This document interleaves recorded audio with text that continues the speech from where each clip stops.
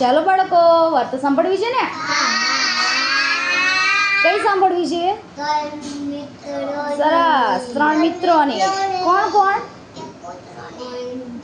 કૂતરો, બિલાડી અને મરઘી. Very good. એ 3 મિત્રો હતા. કૂતરો આખો દિવસ ભાવ ભાવ કરે, બિલાડી બેન સુતા રહે અને મરઘી બેન આમ તેમ દોડ્યા કરે. તો એક દિવસ મરઘી બેન દોડતા હતા તો એને શું મળ્યું ખબર છે? ઘઉંનો દાણો. તો મરઘી બેને તેના મિત્રોને કીધું કે મને તો ઘઉંનો દાણો મળ્યો છે, ચાલો આપણે ખેતરમાં જઈને આને વાવી.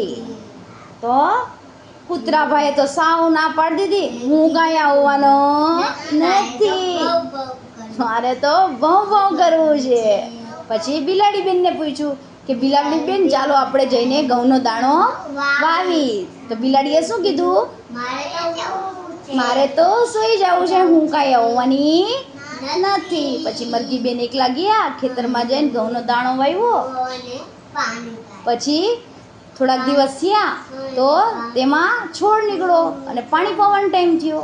પછી મરઘીએ કૂતરાને કીધું ચાલો આપણે એને પાણી પાવાનો સમય થઈ ગયો છે, તો તમે બે મારી સાથે ચાલો આપણે પાણી પાઈ દે. કૂતરાએ તો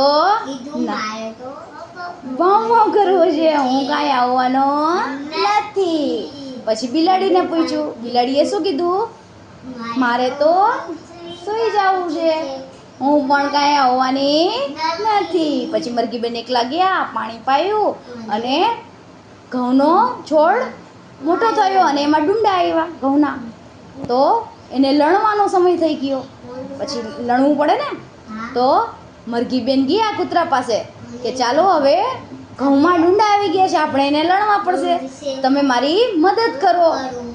કૂતરાએ તો ના પાડી દીધી, બિલાડીએ ના પાડી દીધી અને પાછા મરઘી બેન એકલા ગયા અને ડુંડા લણી આવ્યા. અને પછી એમાંથી દાણા કાઢવાનો ટાઈમ થઈ ગયો અને મરઘી બેને આવીને બેયને કીધું કે ચાલો હવે આમાં દાણા કાઢવાના છે, તમે મારી મદદ કરો. તો બે ચોખ્ખી ના પાડી દીધી. કૂતરો કે મારે ભાવ ભાવ કરવું છે, બિલાડી કે મારે સૂઈ જવું છે. પછી મરઘી બેન એકલા દાણા કાઢ્યા અને દાણા દરાવવાનો સમય થયો તોય દરાવવા કોઈ ગયું નહીં, મરઘી બેન એકલા જ ગયા. પછી દહીણું દરાવીને અને એની સરસ મજાની રોટલી કરી અને ગોળ ગોળ ફૂલકા થયા.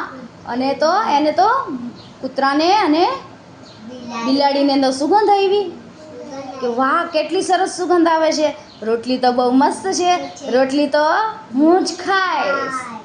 મરઘી બેને શું કર્યું? ચોખ્ખી ના પાડી દીધી, તમે મારી મદદ કરી નથી, હું તમને રોટલી આપીશ નહીં. પછી કૂતરાને અને બિલાડીને તેની ભૂલ સમજાઈ ગઈ અને તેને માફી માંગી. કામ કર્યું હોય તો ખાવા મળે, કામ કર્યું નહોતું એટલે ખાવા મળે નહીં.